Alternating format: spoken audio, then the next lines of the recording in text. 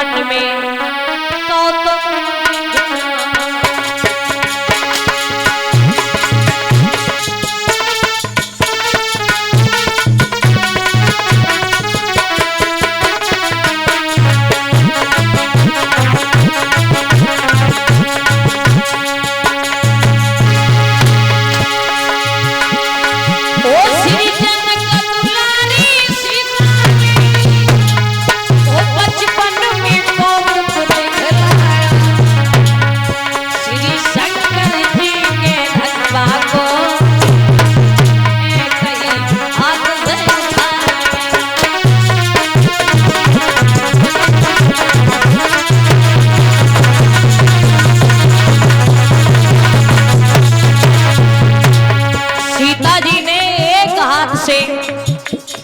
उस धनुष को उठा लिया और जैसे ही धनुष को उठाया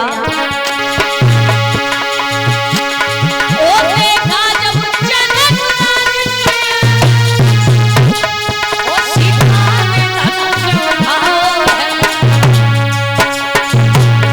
वो दरबार में तुरंत पहुंच करके सबको ये वचन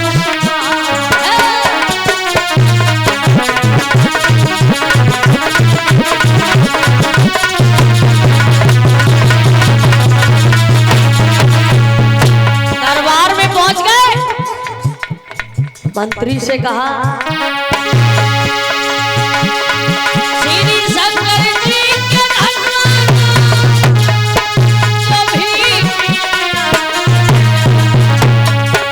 मेरी बेटी सीता के संग में ओ बहादुर रिश्ता होएगा।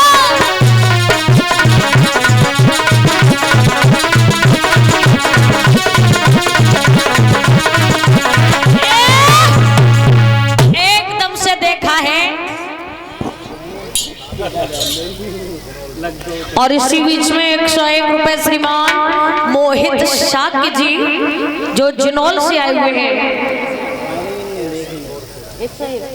और 101 रुपए जयसिंह भैया जी जो ग्राम गौरखेड़ा से आए हुए हैं 101 रुपए से मेरा सम्मान करें। सभी भक्त ताली तो बजाए दो करो। तुम्हें का तो खो तू 100-500 रुपये आए जाते और कहा महाराज जनक ने देखा कि जिस धनुष को कोई आज तक उठा नहीं पाया, हिला नहीं पाया और आज मेरी छोटी सी बेटी ने उस धनुष को उठा लिया, बड़े ही खुश हुए और विचार किया कि अब तो हम अपनी बेटी सीता का विवाह उसके साथ में करेंगे जो इस धनुष को तोड़ देगा। और अपने दरबार में पहुंचे और बोले मंत्री जी हजूर। क्या बात है महाराज मांस की जी बेकबू कबू खाए जाते पेड़ा। अच्छा पेड़ा नहीं लपेटा। लपेटा हाँ लपेटा। सुनो एक मेरी बात कहो। बहुत आजकल बिजी हो तुम बहुत ज्यादा टाइम ना है तुम जल्दी कहो। अच्छा टाइम ना है नहीं बिल्कुल टाइम नहीं लो। अच्छा ज्यादा पड़ गए ना पढ़े कहाँ गए बहुत इंग्लिश पढ़े हैं और हम क्या बताएं कक्षा 3 में 3 बार फेल हो गए। ऐसा करो तुमने मेरी बेटी देखी सीता का चीटा चीटा नहीं सीता मेरी बेटी। ओ माय गॉड सीता हाँ देखी मेरी बेटी अति सुंदर है बहुत ज्यादा सुंदर है और जब हम सुंदर हैं तो बेटी क्यों नहीं सुंदर होगी। बहुत सुंदर है अंधेरे में बैठा तो दी बटे की कोई जरूरत ही ना है। तो हमारी बेटी ने आज बड़ा अच्छा काम किया मेरे महलों में जो धनुष रखा हुआ था ना उस धनुष को उठा लिया। फिर महाराज तुम्हारी बुद्धि में क्या बात है। हमारी बुद्धि में एक बात आई है कि हम अपनी बेटी का विवाह उसके साथ में करेंगे जो उस धनुष को तोड़ देगा। तो हम लायक सेवा बताओ हम क्या कर सकते हैं मामी। तुम्हारे लिए ये सेवा है कि हम एक पत्र लिखवाएंगे महाराज। हाँ हम देखो पढ़े तो हैं लेकिन लिख ना पाते हैं और हम अपनी बेटे का स्वयंवर करेंगे इसलिए हम जो कहें तुम वही लिखना ठीक है। स्वयंवर हाँ स्वयंवर करना चाहते हैं यानी कि लव मैरिज। हाँ लव मैरिज ठीक है तो हम तुम पत्र लिखो क्योंकि हमें लिखना तो हमें भी नहीं आता है। देखो ये हमारा नौकर है। अच्छा तुम्हारा भी नौकर तुम हमारे नौकर अरे महाराज पिए क्यों पिए? अच्छा और का आज एक नई बात सुन ली, तुम हमारे नौकर हो, तुम एक नौकर रख रहे। हम एक ना 2-3 रखते हैं, जो कैमरा बाबू तो बहुत ही रोटी खाते है। तो अब तुम्हारी तनख्वाह का चुका में करेंगे। महाराज तनख्वाह बेशक चाहे कम कर दियो, लेकिन इज्जत कम मत करियो। अच्छा तो ऐसा है, जो हम कहें वो तुम लिखो। ठीक है, जे लिखेगो चल।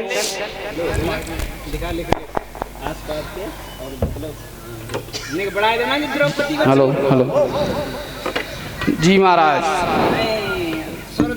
और इसी बीच में रामदीन बघेल गंगपुर शाहीपुर से आए हुए हैं। अरे फोटो ले ले, 500 जब बच्चा हो फोटो ले ले। 500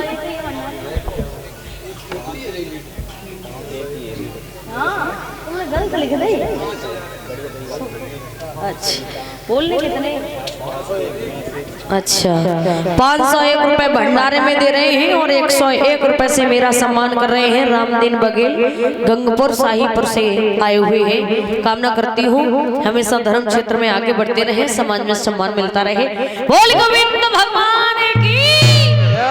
लिखो बोलो पेन और दवात को तैयार करो महाराज। हाँ दवा दलिंदे सही। अच्छा ये दवात है। हाँ कलम कहाँ है? कलम हमारी ही है। ये कलम है। हाँ। कॉपी कहाँ है? काफी है महाराज। रुक जाइए महाराज ने स्याही गोलन दे। बोलो बोलो हम जो कहें ठीक तुमको वही लिखना है, ठीक है? ठीक है महाराज बोलो। लिखो बोलो। सेवा में, मेवा में, मेवा में नहीं सेवा में महाराज जो हम कहें वही लिखना है। एक भी अक्षर गलत नहीं होगा तो हड्डियों का सुरमा बना देंगे तुम्हारा। महाराज नहीं होए गलत नहीं अभी ना बोलो। सेवा में, सेवा में डंटा मात्रा एकदम करेक्ट लगनी चाहिए। ठीक महाराज। सेवा में, सेवा में श्रीमान श्रीमान दूर दूर के, दूर आसपास, आसपास के तो भाई हुए उसके, दूर दूर के, दूर दूर के राजा महाराजाओं, बहना माताओं। तेरी बुद्धि कट गई है क्या? महाराज आप ही तो बोल रहे हो। जो हम बोल रहे वो लिखना तू। ठीक महाराज। नौकरी से निकाल दूंगा। महाराज रुक जाओ काट दे। हाँ काटो। महाराज दूर दूर के राजा महाराजाओं, दूर दूर के राजा महाराजाओं, संदेश ये है, मैसेज ये है। बड़ी अंग्रेजी पढ़ रहे हो। संदेश अटक गए। पुष्पेंद्र भैया बताई दी कौन सी अच्छे चढ़ लगे। माँ साहब को पूछ लो पीछे बैठे। माँ साहब बताई दियो। इन तो ट्यूशन पढ़ ले। पहले ही कही थी पढ़ा देने का अपना पढ़ाए थे। अच्छा संदेश, संदेश क्या क्या लिखा है इसमें? सब लिखता ही महाराज आगे बोलो। अगर गलत लिखा होगा ना ठीक है तो जो तुम्हारे कान है ना वो खाट देंगे हम। ठीक महाराज बोलो। संदेश ये है, संदेश ये है, हम अपनी बेटी, हम अपनी राजा अपनी बेटी सीता का, चीटा का, सीता का महाराज रुकियो सीता का स्वयंवर करना चाहते हैं, लव मैरिज करना चाहते हैं। हमारे महलों में एक धनुष रखा हुआ है, हमारे महलों में धनुष रखा हुआ है। उस धनुष को जो तोड़ेगा, उस धनुष को जो तोड़ेगा, मेरी बेटी का विवाह उसी के साथ में होगा। अब उस बेटी का विवाह उसके साथ में होगा। क्या लिखा है? जो बोली महाराज सोई लिख दी। एक बार पढ़ के सुनाओ। महाराज दोबारा बोलो, सही नहीं लिख पाई। तो तूने कहा क्योंकि सही लिखा है? नहीं पढ़े कम पाद लिख तो लेते हैं। हमारी बेटी का विवाह, हमारी बेटी का विवाह उसी के साथ में होगा, उसी के साथ में होगा। हाँ अब उस पर मोहर लगा दो। अब उस पर मोहर लगा दो। तुम लगा दो। तुम लगा दो। पागल है? पागल है? तू पागल है? क्या पागल हो? महाराज हाँ आपने तो कही थी कि जो हम बोले वो लिखना। अच्छा आप बोल रहे थे, मैं लिख रहे थे। अब इस पर मोहर लगाओ। ठीक महाराज। राजा वाली, ठीक है? ठीक है। कस के लगाना, एक बार और लगाओ महाराज। हाँ। अब इसे कहीं ले जाओ, ऑल इंडिया परमिट। अच्छा हाँ। तो ऐसा करो, इस पत्र को, चिट्ठी को, लेटर को जगह जगह राजा महाराजाओं के पास में भेजो। हम अपनी बेटी सीता का स्वयंवर करेंगे, ठीक है? ठीक है महाराज। उसी समय उस पत्र को बंटवाया गया महाराज परीक्षित। तो जब बंटवाया गया है तो एक पत्र आजमगढ़ में पहुंचा विश्वामित्र की कुटिया पर। और जब विश्वामित्र की कुटिया पर पहुंचा है तो उन्होंने जब पढ़ा तो चल दिए कहां, जनकपुरी की तरफ। तो पाते ही खबर स्वयंवर की और श्री जनक राज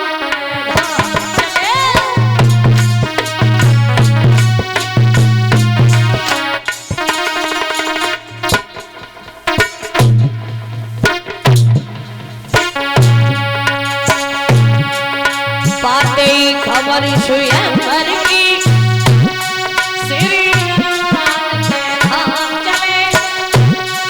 द्वादश शुक्ल पक्ष द्वादश गोपुर के सपने श्री राम चले।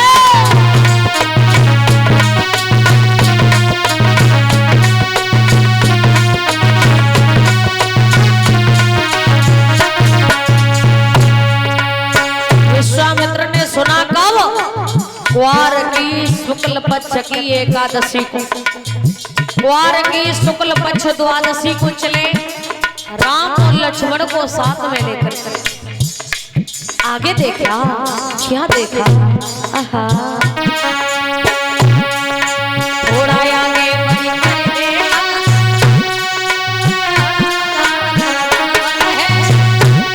पशु पक्षी नगर आते ही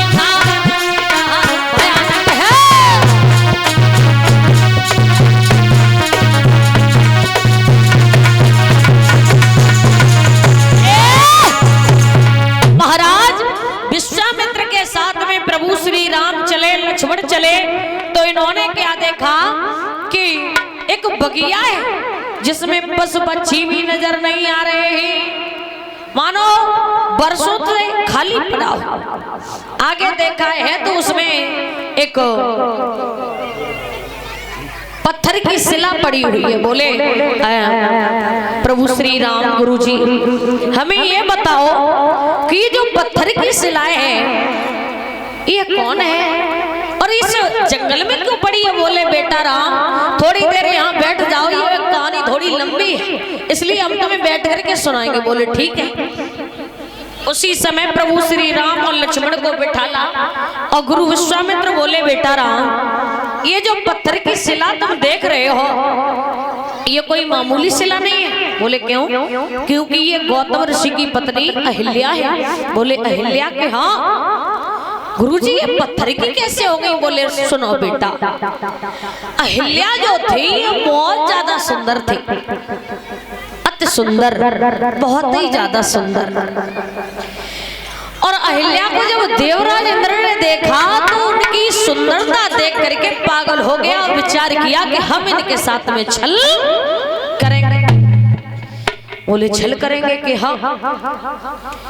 तो ये चंद्रमा के पास पहुंचा, चंद्रमा से कहा भैया हम गौतम ऋषि की पत्नी अहिल्या के साथ में छल करना चाहते हैं, आप हमारी थोड़ी सहायता कर दो। बोलो क्या? सुनो बोला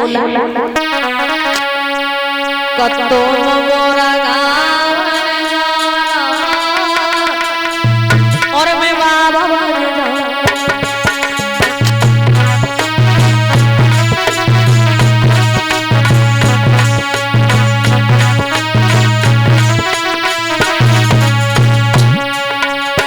भैया चंद्रमा मेरा एक काम कर दो ना, छोटा सा। भैया ना कर देना। तुम मुर्गा बन जाना मैं बाबा बन जाऊं।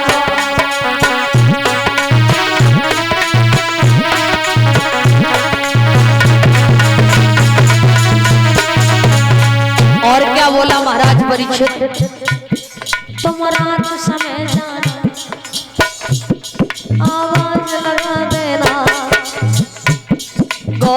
को बहकाना,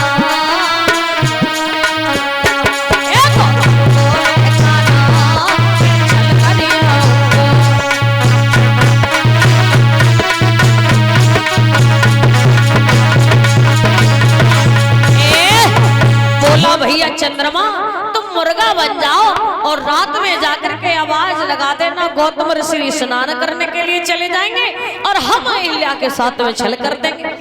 एक बात याद रखना परीक्षित महाराज, जो जैसा होता है वैसी ही संगति करता है। सत्संगी होगा तो वो सत्संगी के पास बैठेगा, शराबी होगा तो वो शराबी के पास बैठेगा, जुआरी होगा वो जुआरी के पास बैठेगा। जो जैसा होता है वैसी ही संगति करता है।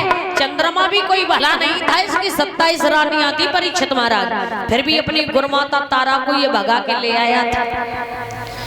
बोले ठीक है मुर्गा बन जाएंगे, और सोई रात में मुर्गा बना और हुआ क्या कि मुर्गानी वाला बोला बोला बोला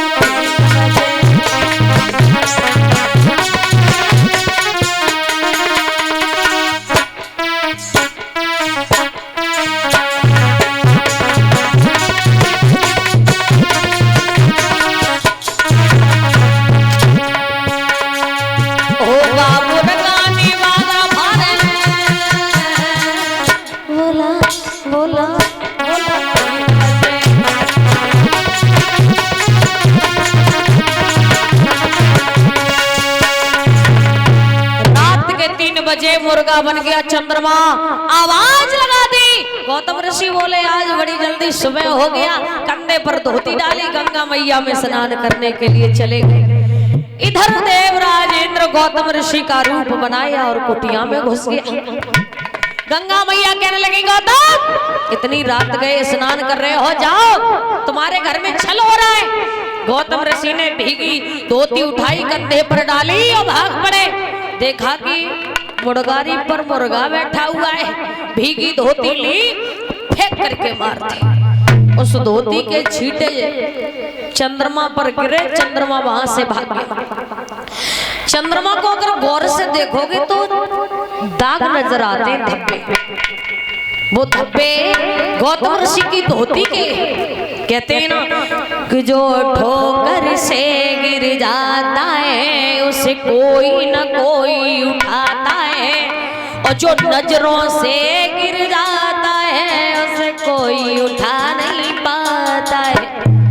कपड़े में दाग लग जाता है वो धोने से छूट जाता है, यदि कुल में दाग जो लग जाए उसे कोई छुटा नहीं पाता है। और इसी बीच में श्रीमान चोप सिंह साक्य जी जो एक टीन घी 501 रुपए भंडारे में दे रहे हैं और 101 रुपए हमारे लिए दे रहे हैं। भैया हमेशा धन दौलत से बड़े रहो, धन दौलत से, और माता सरस्वती आपकी इच्छा पूर्ण करें। बोली गोविंद भगवान की। भक्तों उसी समय आज चंद्रमा पर आज भी वो धब्बे नजर आते हैं। इधर देवराज इंद्र तो भाग गया, गौतम ऋषि ने अहिल्या को श्राप दे दिया, अहिल्या जा तू पत्थर की हो जा। अहिल्या ने दोनों हाथ जोड़े, बोली स्वामी इसमें मेरा क्या कसूर है? अरे मुझे क्या पता था कि वो कौन है, मेरे साथ में तो छल हो गया। बोले अच्छा श्राप दिया हुआ कभी वापस नहीं होता, इसलिए जाओ जब त्रेता युग में प्रभु श्री राम आएंगे उनके चरणों की रज जब तुम्हारे ऊपर पड़ेगी तो तुम्हारा उद्धार हो जाएगा। विश्वामित्र कहने लगे बेटा राम अपने चरणों की रज डालो और इनका उद्धार करो। उसी समय प्रभु श्री राम ने चरणों की रज डाली और उनका उद्धार किया। कहते हैं कि जो उल्लू पक्षी होता है परीक्षित महाराज उसको दिन में नहीं दिखता, और जो कागा पक्षी होता है उसको रात में नहीं दिखता, और जो कामी पुरुष सोते ही दूसरी की बहन बेटी की तरफ गलत दृष्टि डालते हैं। उनको ना ही तो दिन में दिखता और ना ही तो रात में दिखता। लिखते हैं विद्वान,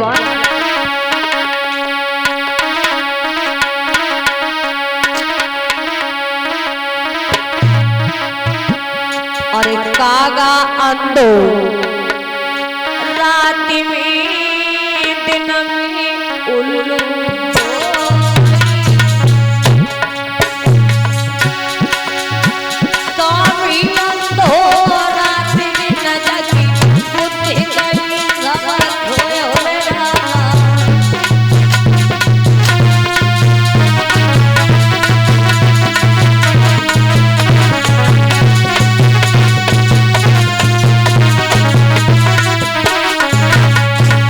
विद्वान लिखते हैं महाराज परीक्षित, एक परनारी की प्रीति भूसकी तपनी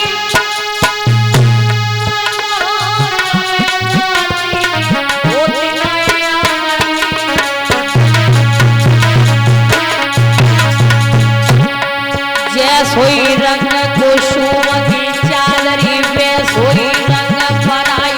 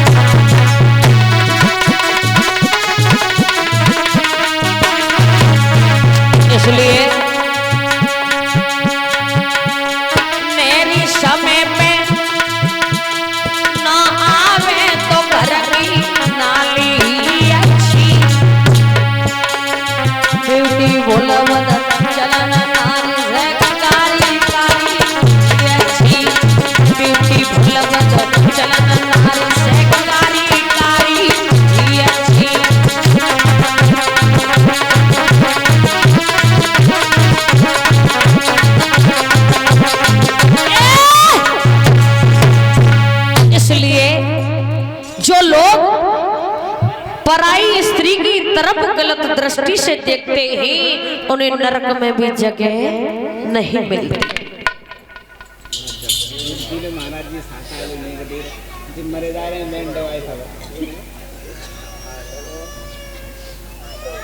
इसलिए हमें कभी भी पराई स्त्री की तरफ गलत दृष्टि से नहीं देखना चाहिए।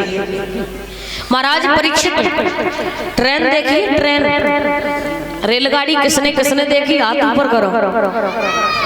सबने ही देखी है। अरे हाथ ऊपर करवे में कहा जाए रहो, एक महीने नहीं देखी, सबने देखी है।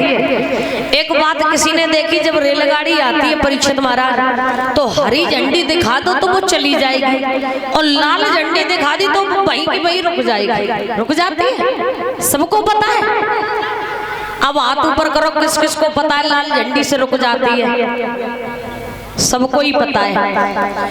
तो लाल झंडी से जब ट्रेन रुक जाती है तो हम तुम कौन से खेत की मूली? स्त्री को देखा जाए तो स्त्री को सिंदूर लाल, बिंदिया लाल, लिपस्टिक लाल, धोती लाल, मावरी लाल, ऊपर तक नीचे तक लाल ही लाल, फिर उन्हें मालूम बत्तों का लाल झंडी खतरा, फिर मरबे को जा रहे तो मर जाओ।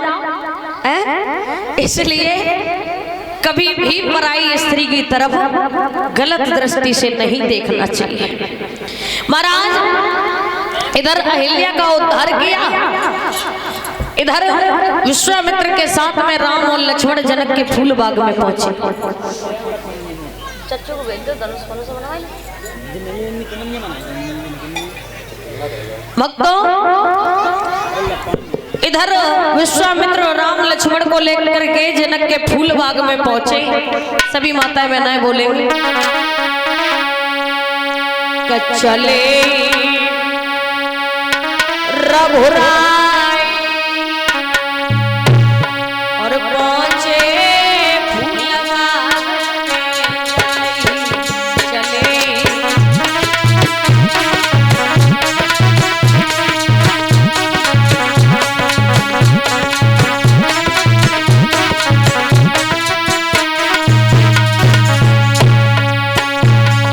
चले रघुराई पहुंचे फूलवा लाई चले हैं।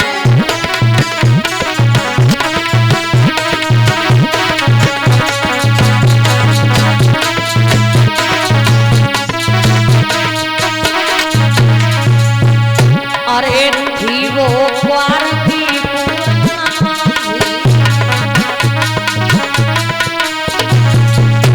न रुके अवधपुरवासी खुशी दिल छाई रही पहुंचे फूलवा लाई चले हैं।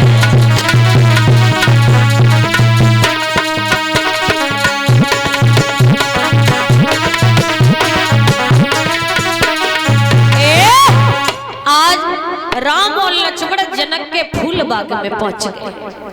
इधर विश्वामित्र कहने लगे बेटा राम संध्या का समय हो गया है और सच्चा साधु कभी किसी नगरी में प्रवेश नहीं करता शाम के समय, इसलिए आज हम इसी फूल बाग में रुकेंगे, कल हम स्वयंवर देखेंगे। इसलिए पूजा का समय हो रहा है तो पुष्प तोड़ लो। और जैसे ही इतनी बात कही कि आज्ञा पाएंगे श्री राम